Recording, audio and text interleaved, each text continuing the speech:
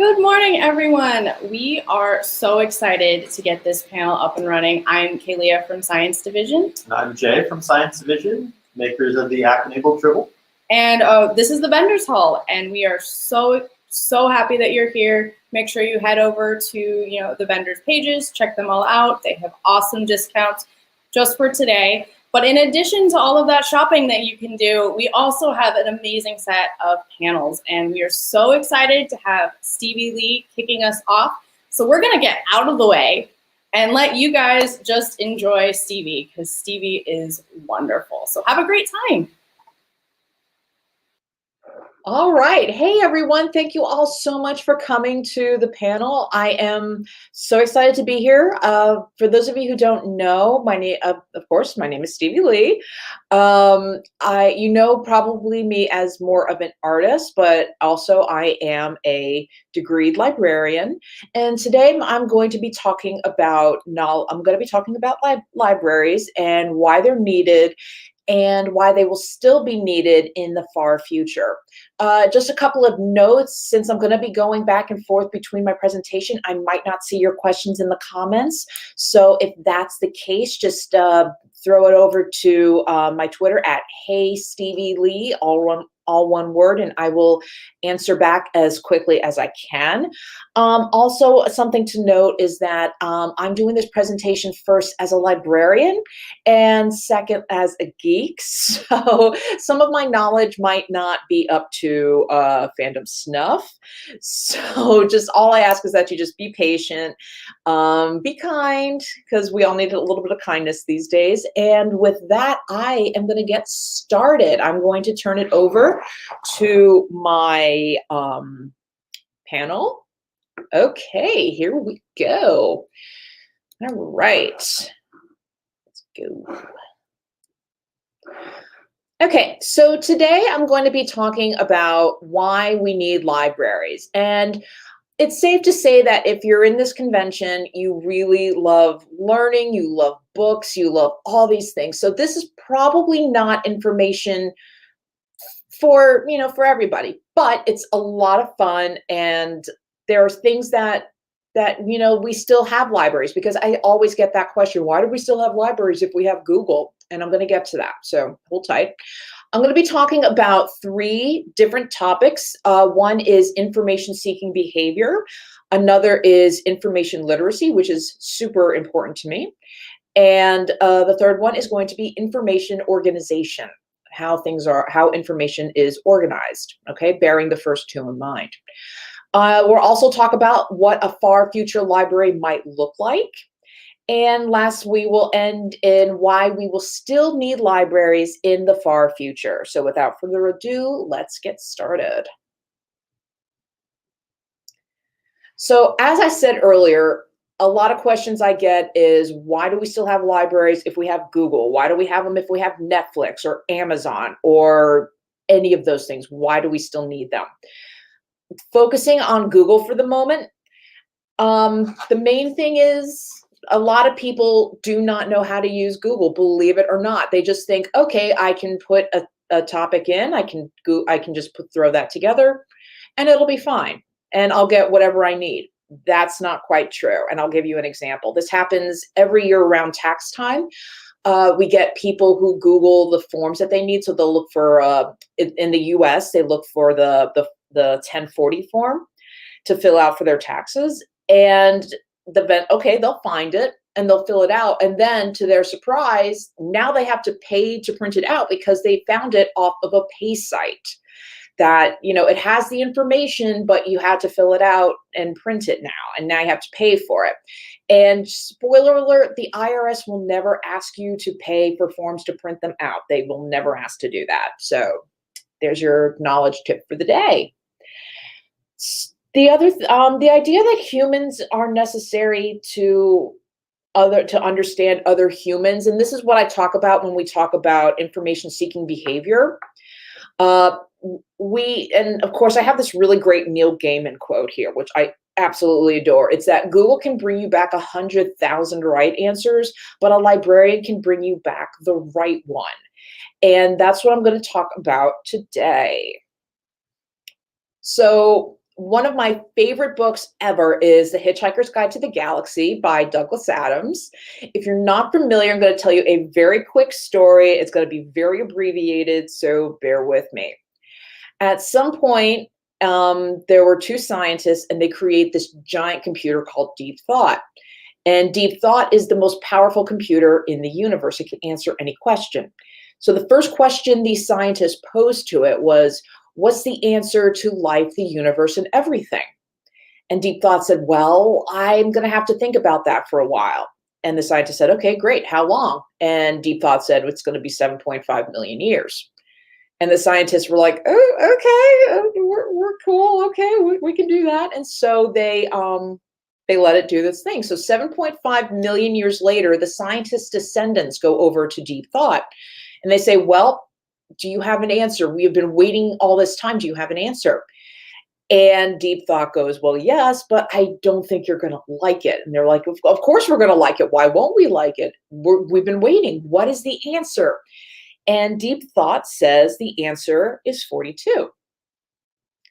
And the scientists, as you can imagine, they're freaking out. They're like, you're kidding me. How, what do you mean the answer is 42? And Deep Thought responds with a very librarian style question. And that's the quote in the slide is, I think the problem, to be quite honest with you, is that you've never known actually what that question was. And knowing how to get to the soul of a question and finding out what the patron is really asking you that's what's being a reference librarian is all about. And I'll give you some examples that I get in my day-to-day that we all as librarians get is I'm looking for something fun to read. I'm looking for something scary. I'm looking for something light. Okay, what do you mean by those things? What I find fun, scary, and or light is not going to be what you find fun, scary, and or light. They're not only do they have multiple meanings in the dictionary sense, but they have multiple meanings for each person. Okay, some you also might get, well, I'm looking for an easy read. Okay, here's a children's picture book. That's easy. You can handle that. Not what they mean. I need the book Bud, not Buddy. Okay, so if we're talking about a Boolean search, what do we know about Boolean search? One of those keywords is not. Okay, so when we get a keyword not, so the computer will say, okay, so we're looking for all the books with the word Bud in the title, but not Buddy. So you're gonna mess up your search results, but a human will know that that's what it is. Now, of course, search engines have improved since, but that was one of the first examples that was given to me when I was hired on. And I love this book. I love this. These are actual questions I've gotten. One is, I'd like to get in line for killing Jesus. And if you're not familiar, I swear that is a book title. I promise you, I am not being blasphemous here. That is actually a book title, and that is actually a question that was posed to one of my coworkers. And of course, the famous, I'm looking for it. Do you have it? I'm looking, Stephen King's It. We're looking for it. I'm looking for it. Do you have it? The nuance just in those tones, the computer's never going to pick up on that. Well, maybe someday, but we're not going to go there right now. So here are some examples of what I'm talking about is taking from the sci-fi universe, in particular Star Trek. So the first one is Voyager, okay, with the episode Fairhaven. If you're not familiar, this is where Tom Paris creates a holodeck simulation of an Irish village. And Captain Janeway falls in love with the bartender, but she goes into the program and she starts making changes to the bartender so he fits her, what she's looking for, better than that, okay, than what Paris had originally programmed. So a lot of what she says is, well, I want him to be tall, dark, and handsome. Well, okay, we can make him tall. What do you mean by dark? What do you mean by handsome? How are you going to say, she doesn't use those words exactly, but she uses words that the computer keeps going, what do you mean by that? Clarify, clarify, clarify. Because something like the characteristic suave, a human would, an English-speaking human with a pretty good grasp of English would understand kind of what that meant, but a computer takes things very literally. So the computer might not interpret swab the way Captain Janeway would interpret it. And another example, a slightly different one, is the DS9, the Deep Space Nine episode called Babel, where over the course of the episode, the crew gets infected with the virus that makes them all, they know what they're thinking clearly. They can tell, they know what they're thinking, but as soon as they say it, it's absolute gibberish. It doesn't mean a thing. And this is also what I think also with patrons, because, and even with librarians too, it's with us too. When we're thinking something, but we can't articulate exactly what we're saying. We know what we're thinking, but we just can't find the right words, or we're just panicking, or something's happening and the words don't match the thought. On that note, let's do a reference question. You're all going to be trained to be reference librarians by the end of this program. Isn't that awesome? Too bad I'm not ALA certified. So the reference question I would like to pitch to you is, can you find me information about horses? I'm going to let you guys think about that one for a couple seconds. Okay. So you might think that this is a pretty straightforward question. You just want information on horses. But there's the question within the question, okay? And you can see all of these different topics that can come from just one question about horses. Well, what kind of information do you need? In what format? Do you need a book, a DVD, a computer, a website? Do you need an MP3? Do you need a CD book? What's the subject that you're looking up? Or what's the purpose of your research? What kind of horse are you going to be researching? Are you looking to learn about horse breeding, or horses as pets, or wild horses? Because those are in different categories in the Dewey system, which I'm going to talk about in a little bit. Do you want to know how to race horses? Do you want to know how well horses will respond to transporter beams? Do you want to know how horses would fare on interstellar starships? And can a horse outrun a phaser shot? Well, you probably will say, no, they can't do that, Stephanie. That's not how this works, but just go with me on this one, all right? Again, it's like asking deep thought the meaning of life. There's so many nuances to this question. You're not quite thinking about the meaning. So your question seems really simple, but in reality, it's far more complicated than you realize. I mean, even think about when you're asking a voice assistant for something. I've seen my boyfriend do this all the time. He'll ask a question that is relatively straightforward, and the system will give him back complete nonsense. And he'll do this multiple times. And he knows what he's talking about, and I know what he's talking about, but he has to phrase it in such a way that Google Assistant can understand him. And that's why I say, it could happen. I'm not saying it won't. This is all conjecture, but I'm still saying that there are humans can interpret language far better than at this point in history than an AI can. So that leads me to my first topic, which is called information-seeking behavior. And this is figuring out how users find the information they need, when they need it, and in what format, and how it's delivered, all these different things. So there are multiple theories on how this is accomplished. There are so many. I'm only going to get into 4 of them today, but there are way more than these. And depending on the person, the task, and the need or the question, one can use one theory, you can use another for another thing. No one theory is 100% certain for everyone ever. Okay, so what might work one day in one sense, okay, that'll work, but if we applied it to another situation, it might not. Okay, so some of the theories that I'm going to talk about are berry picking, This is basically where users pick and choose the data that they need without any solid method. So for an example like this is if you're going to Wikipedia and you're looking up, oh, who was that guy in that Star Trek episode? Or, oh man, I know that this just happened on The Mandalorian last night. I saw one of the pilots. I'm like, I know that that's the actor who plays Appa on Kim's Convenience. So you go to that episode, you go to the Mandalorian's Wikipedia page, then you go to that episode's Wikipedia page, then you go to the actor's Wikipedia page, then you start going through. So there's no real rhyme or reason. You're just kind of digging for information, just seeing where it goes. Another one is called sense making.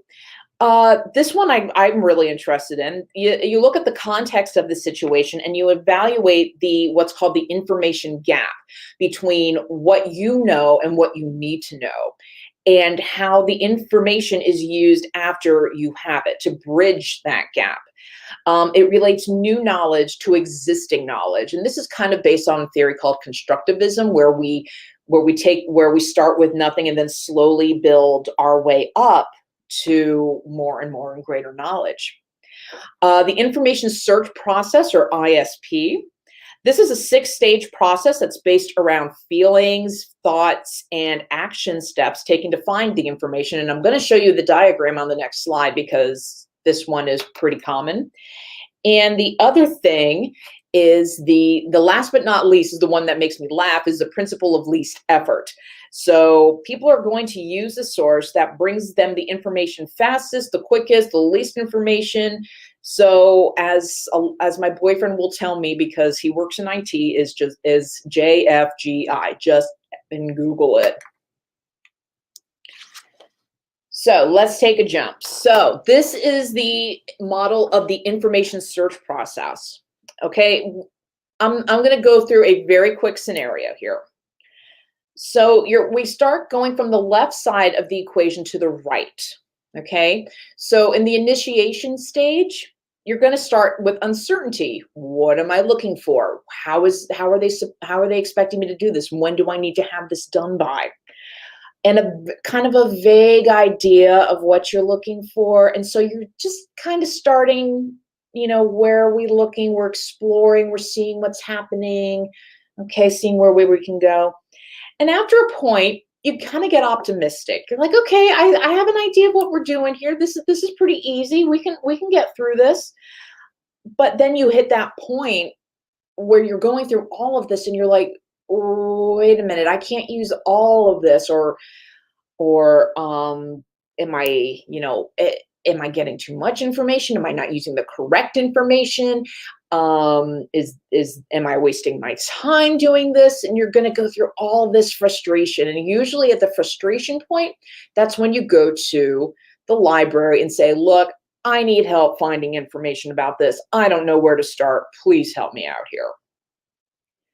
And so once we move on to the clarity step, we've had some help and things are starting to make more sense.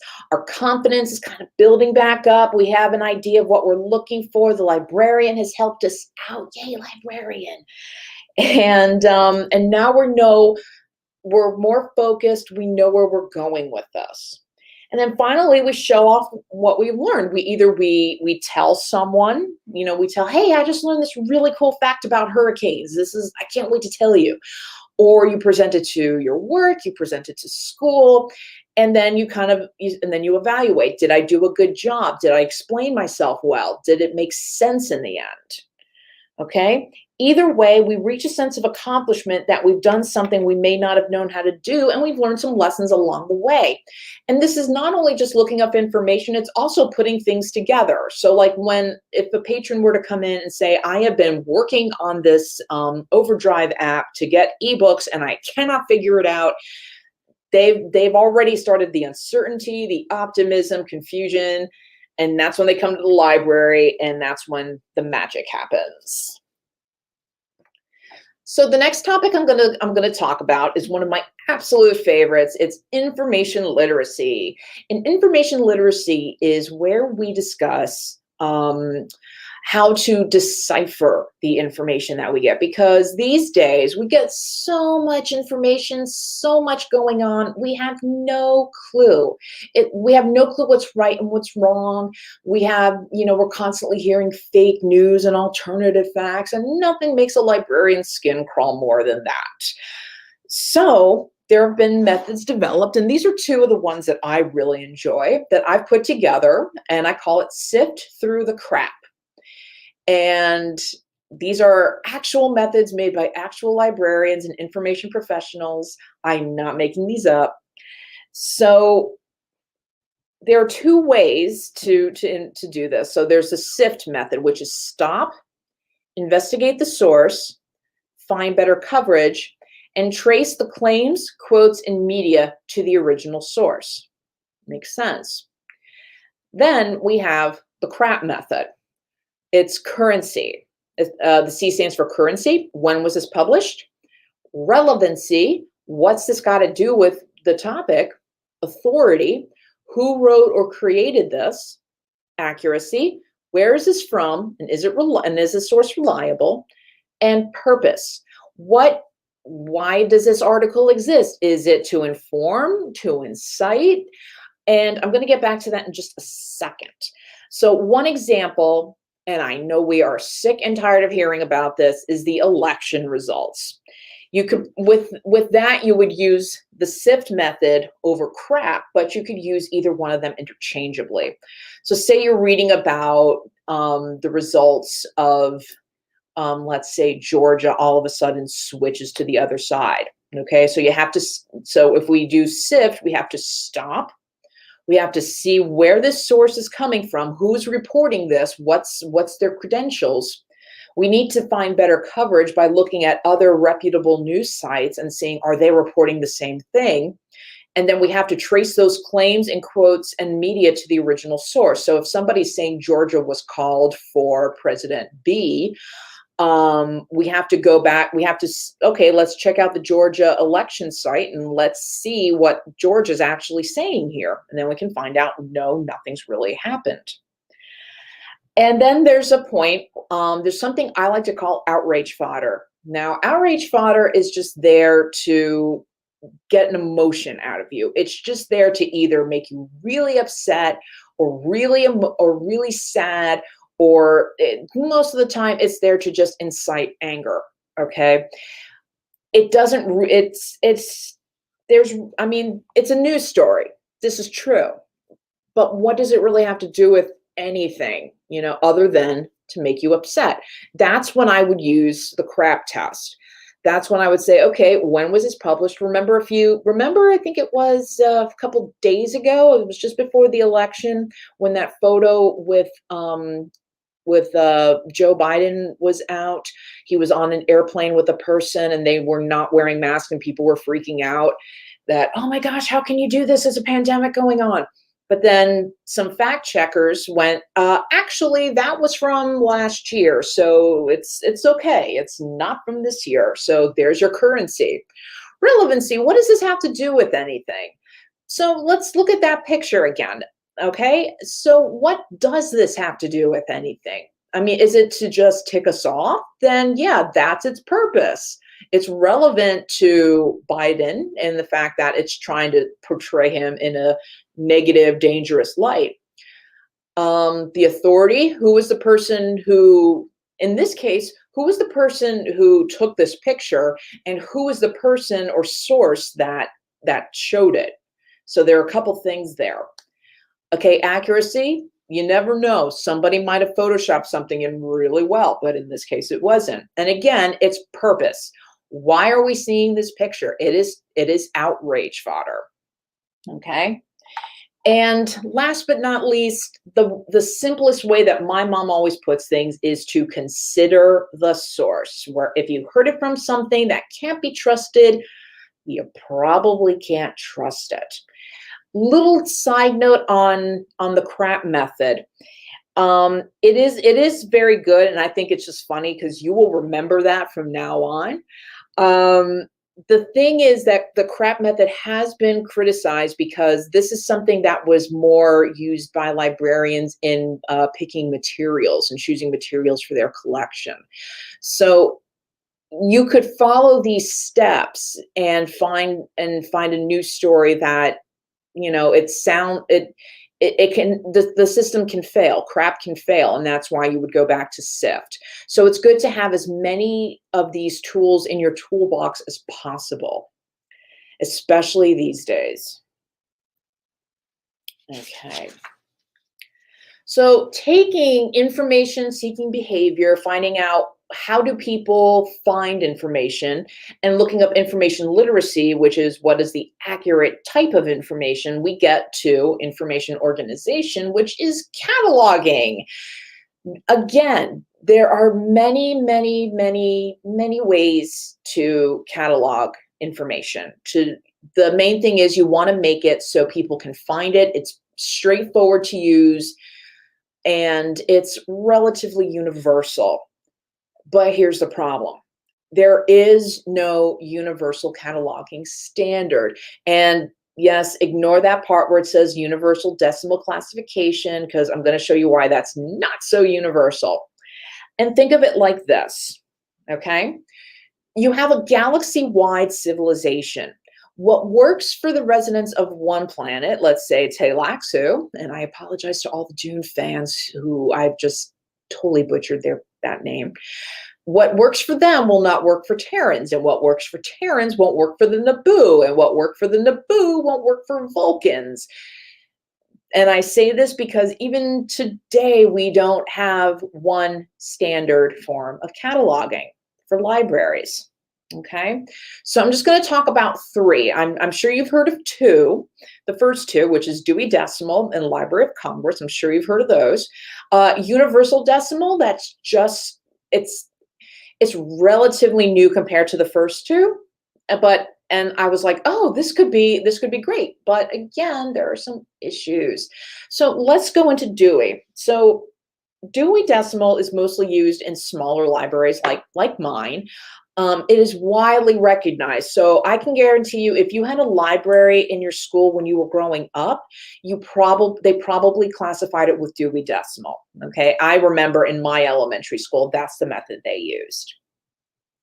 The problem with Dewey Decimal, well, there are a lot of problems. If you follow library Twitter, you will see just the amount of backlash against Dewey.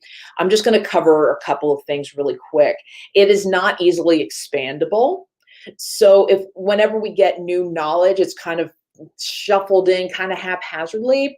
But the big problem is that it's very based, it's American based, it's biased against Americans or towards Americans, and it's got a very Protestant base. So another example would be, if you were to look at Dewey Decimal, there's a lot of classifications for Christianity, but then but all the other major religions are kind of just shunted off to some subcategory buried at the very bottom, and that's really not okay. So we're going to talk, okay, next up is Library of Congress classification. And I love this story with Library of Congress, how it came about, because the Library of Congress was having trouble figuring out how to classify their growing book collection. And the Dewey system was proposed, but they said, no, this isn't going to be big enough. This isn't going to work for our system. It's way too big. So they came up with their own. Library of Congress is used in many more research libraries, larger libraries. I know Boston Public Library uses Library of Congress, as does a number of universities. It is considered more logical than Dewey Decimal, so my Vulcans in the audience will probably be thrilled to hear that, or as thrilled as Vulcans can be. The problem with Library of Congress is that subtopics are inconsistently arranged, and there's more than one alphabet index system. And if you look at Library of Congress compared to Dewey Decimal, I don't know about y'all, but Library of Congress kind of makes my head hurt. It is really complicated, and there's not a whole, for someone who's not familiar with it to go into it and just try and find something, it's not so simple, which maybe that takes the logic out of it. So, I mean, the setup might seem logical, but for somebody coming in with zero knowledge of how it works, they're not going to have a good time. So last but not least, we have the universal decimal classification. This, I think, I was so on board with because it's easy to manipulate, and it deal with advances with knowledge. So if something new comes along, cool, we can create a new category, and it can be used across libraries, museums, archives. This could be it, but there's still problems. Notation, the notation overcomes language barriers. So I mean, hey, we're getting somewhere here. But the notation can be really clumsy. It is based off Dewey Decimal, but of course, it has some differences. And also the revisions for it might take time to come forward. It might take some time to start. All right. So like if the schedule, which is what everything is listed on, all the subcategories and everything, if that's out of date, okay, now we can add something in. So that's kind of tricky. So my only thing with this is, if we can't think how to catalog all of the knowledge into a global system, what makes us think we can do it with a galaxy situation? And I don't know about you, but I would be really, really interested to see how a galaxy situation like the Galactic Republic or the Federation, I would love to see how they have solved this problem. But right now, unfortunately, it's just conjecture. So what might a future library look like? We've seen future libraries. In some episodes of Star Trek, we've seen them in Star Wars. We've seen them in a lot of different sci-fi contexts. What are some of the commonalities between them? Okay, they're huge. Think about Memory Alpha and how that took up it's in the left-hand side of the frame where we have the Enterprise flying past it, and we can see it's taking up this huge swaths of land, okay, on this little planet. It's amazing. You also have the Jedi Archives, which is the top right picture in this slide, and it's still huge. It gives you this ongoing, this so many stretch of knowledge and all this stuff crammed into. I mean, it seems like it's like a galaxy of knowledge into a fairly small little room. And please forgive me, my tea hasn't kicked in yet. It's still early. At the bottom right, we have an image of Starfleet Archives, which was shown recently in Picard, and all the librarians everywhere went, yes, we represented it, Star Trek. And archives are similar to libraries, but there is a difference. So before any archivist jumps in and goes, that's not the same thing. We can also see that these libraries are very technically advanced. They hold tons of information, and they have one very, very common characteristic that I'm going to get to in my next slide. And what I find really comforting about all of this is that even in the distant future, people are still visiting libraries. There are still people who need to go to these areas, these buildings of information, and find what they're looking for. They still need help finding it, which leads me to my final point. We will still need human librarians. And I have an asterisk there because, yes, I know Index from Picard is a hologram, but I wanted to include them because I thought it was really cool. So think about it. You have these sci-fi stories that take place in galaxies far, far away or in the far distant future. People are still visiting libraries because they still need information. And who are they asking? They're not asking computers. They're asking people. So you have Jocasta Nu, who was the Jedi librarian, which is a job I would love to have. You have Mr. Atoz in the original series, along with Mira Romaine. And you have probably one of my favorite characters who got cut from, it was Insurrection, I believe. Please don't hate me for that. My memory is shot, but the librarian from Star Trek that was cut. So I love her. I don't know why, but think about it. Again, language has nuance. No matter what language you're coming from, there's going to be things that a computer doesn't quite understand. People aren't going to know how to access information. Like I can access any library that has Dewey Decimal. I can tell you, okay, if I heard a number, I could tell you what class it was. I could tell you, okay, so if it's 800, it's talking about literature.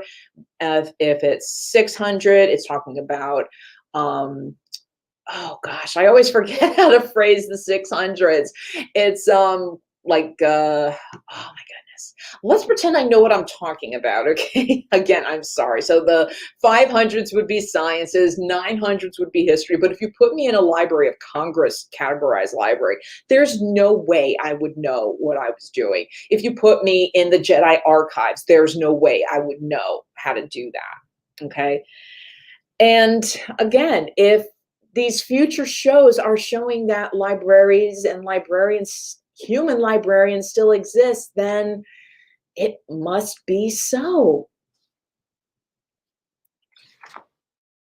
And why will we still need libraries in the future? Let's keep it simple. There will always be information. There will always be someone who needs that information. Therefore, there will always be someone to help find and interpret that information.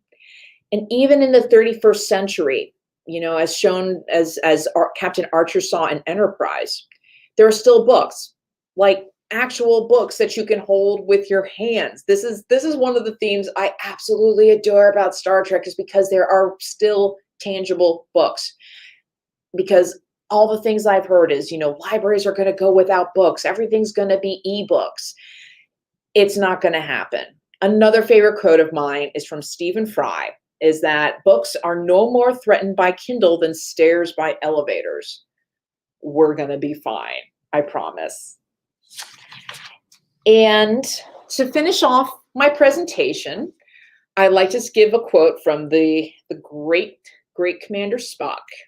The job of a librarian would be no less challenging, Captain, but it would undoubtedly be a lot less dangerous. Librarians have to do so much with so little. And we do it not to be famous. We do it not to get recognized. We do it because we love it. And this is a great, great job, but it also is incredibly challenging. More challenging than, say, a starship captain? Probably not, but it's still pretty challenging. So I'm just going to post my sources cited page so you can see where I got my information, and also my image sources. Okay. And that is it for my presentation. Okay, I don't know if there are any questions.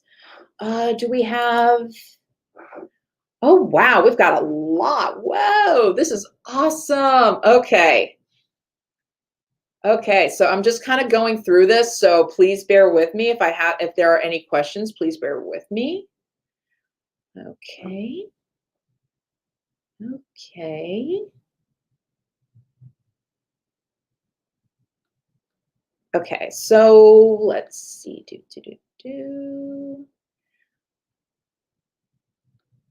I wish I had this running, because I would have just been so into all of this, because I'm just loving. Okay, I am seeing something. Let's see. Okay, so, oh, here's another one. Okay, so this is something I just noticed in the chat. It's talking about, the comment is, at least once the shut up didn't work anymore. The whole thing with librarians is still that, you know, we're still shushing people. And yeah, we would like you to be quiet in the library. We would like you to, if your library is open, we do ask you to wear a mask and to, keep cell phone conversations down. But the libraries these days are not just for, it's not just a place where you can absolutely not be silent. I'll be completely honest with you. The library that I work in is orders of magnitude different from the library I grew up with. And my library I grew up with is literally just in the next county. It's not that far away. It's absolutely wonderful. Oh, this is great. Okay.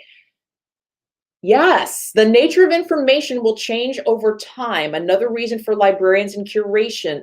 Oh my gosh, yes. Imagine a library now of 5.25-inch floppy disks. Oh my gosh, I went through those.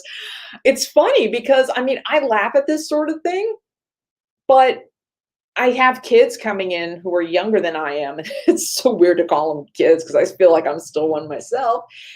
They don't know what a floppy disk is, but I did have one who didn't know what a cursor was. So again, you still need someone there to help you. I love this comment right here. From Belinda, her father looked up Bender dies for a metalworking project and got a bunch of Futurama stuff. That is brilliant. If you looked it up through Google, that's probably their algorithm working too. Thank you. Thank you. That's probably also their algorithm, but it still goes to show that Bender dies it can mean anything. It can mean anything. Like my first thing, I would probably think it meant Bender the robot, but that's why a librarian does an information, what is it called? Reference interview. That's what we do. Okay. Oh, this is so cool. Thank you all. Thank you all so much for the compliments. The comments. Yes, please. Like I said, information literacy is super, super important to me, especially right now. And something that I care about a lot also is just because I'm a geek, I just love the study of how people seek out information. That I love that. I really do. So, okay, I like this comment from Robert. Okay, Robert Kaiser says, that's one reason why I've had both CNN and Fox News sites on the election results open the whole time these weeks and look back and forth. Always good to look at information from independent sources. You are 100% correct. Regardless of how you feel about either network, they're still providing a service. Me personally, I go with either NPR or the BBC. I also have been trolling 538 a lot. Those are the only sites I'll let myself look at because everything else, I'm afraid I'm going to get like just sucked in, and I can't do that. I can't let myself do that. The other problem with media changing for older forms of media like microfilm or records, cassette tapes and discs, and need libraries in order to watch or listen to media that is out of date. This is actually a really cool point. This is actually another thing that I want to talk about, since we have the time, about libraries and how they have changed drastically from when I was a kid. One of the things we have in our library now, we have most libraries these days are getting what's called maker spaces. So if you check out your local library, they might have one. They have everything from like 3D printing to sewing machines. They have studios like where we are right now in my library. This is our in-library studio. And we've done green screen photo booths here for different programs. Like we did one for Doctor Who where we had, we could put you standing with your favorite doctor on your favorite TARDIS. We could do that. And it was a huge hit. We've had a Hello Kitty Day where we had the little kids come up and pose with Hello Kitty. That's what we can do. But going back to this, that is the issue where people will have out of date media. I hate to say that because it is going out of date, but some of it's coming back, like cassettes and vinyl, which is awesome. But you also need a way to convert that. So my library in particular, we have VHS to DVD conversion kits that you can take out. They're very straightforward to use. We have a vinyl to MP3 conversion, which is super cool. Unfortunately, all of the records that we have been, are from like modern artists. So it's, they already have the MP3s out. But I just think, that's the cool thing, is that libraries are recognizing that things are changing, and we have to, and even though, yeah, we got to digitize a lot of stuff, but we want to make the tools available to as many people as we can in the best, simplest possible way. Oh, and yes, I saw that somebody caught me and said, yes, that was insurrection. Thank you. Thank you. Okay. Thanks for this. Even institutional leaders often don't understand the values of their libraries and librarians. You are my hero. This is very true. This is sadly very true. It's amazing, especially in the context of this pandemic. I don't know if anyone else follows library Twitter, but it has been heart-wrenching to see what's happening. Is that libraries, like the local authorities say, libraries absolutely must be open. We need to get this information because libraries do provide, internet access to many people. That's a digital divide, and that's a whole other can of worms. So when the libraries closed down, people lost the access to contact their families, and that's a huge problem. But at the same time, we still need library staff to help people. But in the time of a pandemic, you have to think about your staff versus, what's safe for them. And the question, that is still an unsolved question in library communities today. In my library, we have been open from March. We have had we haven't been open to the public for March. People have still been able. I've not missed a day of work from this. We've had people. We've had them checking out books. We've been doing curbside since day one. We opened up system wide in August, and we just opened up our children's section again, but we still require masks. And going back to David's comment about institutional leaders don't understand the value of libraries, what's the first thing that gets cut in a library is staffing.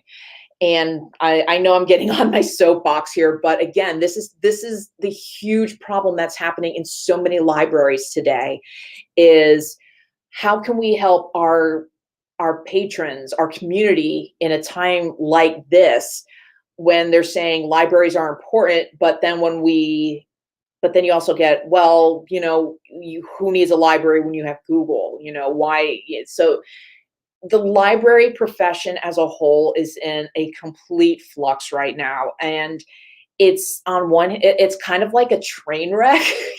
I hate to say it. It's depressing, but you're still kind of watching what happens. And that's another thing with institutional leaders. They might not always give us the supplies that we need. I've heard horror stories from librarians where they've had to make masks out of things they have laying around. That's all they've had.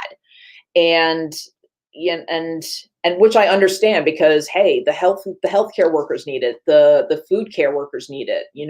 Libraries are important, but we're not essential. And I know that this is blasphemy, but it's coming from a librarian, so it must be true. I'm joking. But yes, this whole profession is in flux right now. And as someone once said to me, one of the things I have to do every day is defend my profession's very existence. And that's really the tough thing. The other thing you need libraries for is to see how information changes, like history books. Yes, depending on when history or science books are written, information could prioritize or out-of-date info. Oh my gosh, I was just telling my boyfriend this the other day. When we do a thing called weeding, And that's going through our collection and making sure that books are still in, readable condition, whether their information is accurate, whether they have mold on them, whether somebody dropped barbecue sauce on them. You joke, but that really happens. And I know it's blasphemy to throw out books, but in this case, yeah, you kind of do. And I'll tell you why, because I found a book that I was trying that needed to be weeded. It was a computer book from, oh goodness, it was 2000. This was back in 2018. And I flipped through it just to make sure that everything, but everything that I saw had been completely thrown out. Now, I know the joke with computers, as Weird Al says, I got my computer, but it was obsolete before I opened the box. We do keep information for older computers and older operating systems, older iPhones, older Androids. We still have that information because somebody's still using that somewhere. We're not, like, oh, the new iPhone just came out. Oh, we got to throw everything iPhone out. No, we don't do that. We don't do that. But if it's something from 18 years ago, it's like, yeah, we should probably discard that. Okay, is there anything else in here? Okay, so right now, I am running out of time because an amazing panel is coming up next. You guys, I'm just so excited to be the one to talk about this, is the Sid City panel with Mel. I am looking so forward to seeing this. As you can see, I have my little guardian Bashir on my shoulder. So definitely stick around for that. That's going to start at noon. In the meantime, I love all of you. I am going to go through all of these comments. You guys are amazing. Thank you. Thank you so much for having me. I love you guys too. You guys are amazing. I love that Tribble. Seriously, the Tribble, I brought it to the library and my coworkers were just bonkers over it. They adored it. They adored it. We were saying it needs to be an emotional support Tribble. So it was a blast. It was a blast. So thank you all so much for coming. Again, if you have any questions, anything that I talked about that you have more thoughts on or you want more insight on, I'll do my best. You can send me you can tweet me at Hey Stevie Lee. I also have an email, which is stevieleeart, all one word, @gmail.com. You can send me an email there. Again, as a librarian, I try and get the information to you as fast as I can, as accurately as I can, which is way more important if you ask me than speed. But I'm going to do my best to get any information to you that you absolutely need. If you have any questions about information theory, or yes, thank you. There's my Twitter. Thank you so much. I tend to be on it kind of less often these days because I don't want to get sucked into the election rabbit hole. But yes, please send any questions or comments my way. And again, I'm speaking as a librarian and not so much as a geek today. So be nice if I messed up a sci-fi reference, or if I messed up anything else. Please be nice. No flames about that. I'm trying. I'm really trying. And again, stick around for the Sid City panel. Mel is the absolute greatest. I cannot say enough about her, and Alexander Siddig, of course. I love them both. So please stick around. Give that a watch, and I will see you in the Twitterverse and online. So thanks again for coming, and live long and prosper. Peace out.